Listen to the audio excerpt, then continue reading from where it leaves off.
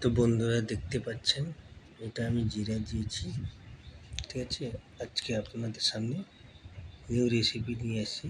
তারপরে পেঁয়াজ দিয়েছি, পেঁয়াজটা দেওয়ার পর পেঁয়াজ একটু হয়ে গেছে, তারপরে আদা রসুনের পেস্ট দিয়েছি,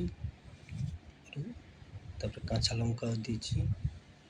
তো এইভাবে আপনারাও বানানোর চেষ্টা করবে। এই যে টমেটো দিয়েছি, টমেটোরও লাল হয়ে যাবে, ঠিক আছে বন্ধুরা, মশলাটা লাল হয়ে যাবে। তো লাল হয়ে গেলে এটা কড়াইটা, বুঝতে পারছেন, আর কিছু দেওয়া হয়নি। তারপরে আমি এটা মিক্সিতে পিসছিলাম, তারপর তেল দিয়েছি, তারপর এই কালার মির্চি দিয়েছি, তারপর ধনিয়া পাউডার দিয়েছি, গরম মশলা দিচ্ছি, কস্তুরি মেথি দিয়েছি। তো এইভাবে মশলাটা ভালোটা করে মিক্স করে নেবেন, তারপরে মশলাটা ভুজে নেবেন, ঠিক আছে বন্ধুরা। হলুদ দিয়েছি একটুখানি, আমি এটা আমচুর দিয়েছি। তো এটা বানাতে চাইছি ছোলা আর পনির, ছোলে আর পনির কীভাবে বানানো হয় আপনাদের রেসিপিটা দেখালাম। এইভাবে আপনারা বাড়িতে বানিয়ে খাবেন, কালারও সুন্দর হবে, দেখতেও সুন্দর হবে। হালকা উপর থেকে একটু ঘি দিয়ে দিবেন, ঠিক আছে। ঘি দেওয়ার পর এই যে আমি এটা আদরক লচ্ছা লচ্ছা করে কাটা আছে, লম্বা লম্বা আদরক দিচ্ছি, এটা পনির টুকরো দিচ্ছি। তো এই ধরনের খাবার আপনারা, খুব সারা ধনিয়া পাতা দিচ্ছি, এটা লাস্ট দিকে দিবে, ব্যাস। তো আপনারা অতি অবশ্যই বাড়িতে বানিয়ে খাওয়ার চেষ্টা করবে, খুবই টেস্টি খাবার, খুবই ভালো লাগবে। ছোলে ছোলে এই ধরনের বানালে আপনারা লুচির সাথেও খেতে পারবে, পরোটার সাথেও খেতে পারবে, ঠিক আছে। আর ভাটুরার সাথেও খেতে পারবে, ছোলে ভটুরে। একদিন আপনাদের সামনে আমি ভাটুরেও নিয়ে আসবো। আমি এটা বানাচ্ছি লাচ্ছা পরোটা, দেখতে পাচ্ছেন।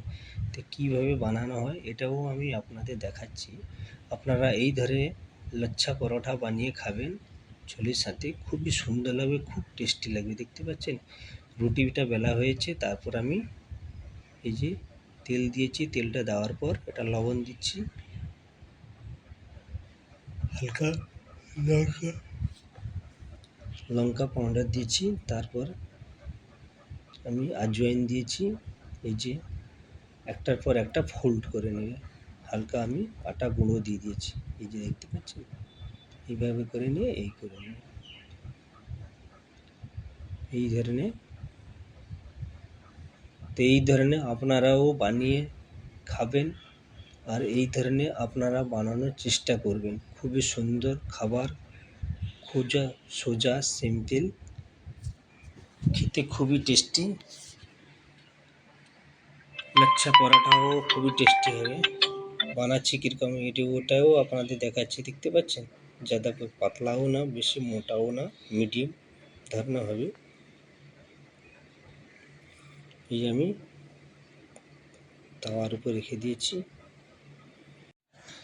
এই আমি তাওয়ার মধ্যে রেখে দিয়েছিলাম। তারপর এই যে হালকাভাবে আমি রুটিটা সেঁকা হচ্ছে, ঠিক আছে। তো এইভাবে আপনারা বন্ধুরা বাড়িতে বানিয়ে খাবেন, খুবই সোজা সিম্পল রেসিপি। বিশেষ করে ছোলেটা কী ধরনের বানানো হয়েছে আপনারাও বানিয়ে এই ধরনের খাবে, ভালো লাগবে, টেস্টি।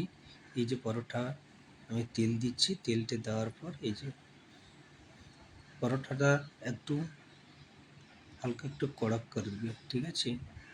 চারদিকে কিনারাগুলো যেরকম চারদিকে সমানভাবে সেঁকাচ্ছে। আর এমন পরোটা হবে, মোলাম পরোটা হবে, দেখতে কড়ক লাগবে কিন্তু পরোটাটা মোলাম হবে, এত সুন্দর মোলাম হবে, খেতে খুবই টেস্টি হবে। আর এই লাচ্ছা পরোটাটা বানালে, এই যে আমি বানাচ্ছি, আপনারাও এই ধরনের লাচ্ছা পরোটা বানিয়ে খাবেন। এই যে হয়ে গেলে যে দেখতে পাচ্ছেন এর চাপড় মেরে দেবে এরকম, তো চারদিকে পরোটাটা চারদিকে খুলে যাবে। দেখতে পাচ্ছেন কত সুন্দর হয়ে গেছে, ফাটেনি পরোটাটা চারদিকে। এই যে একটা একটা পাঁপড়ি চারদিকে খুলে যাবে। তো পরোটাও অনেক তারিকায় বানানো হয়, আপনাদের সামনে অনেক কিছু পরোটাও আস্তে আস্তে করে আমি নিয়ে আসবো। এই যে আমি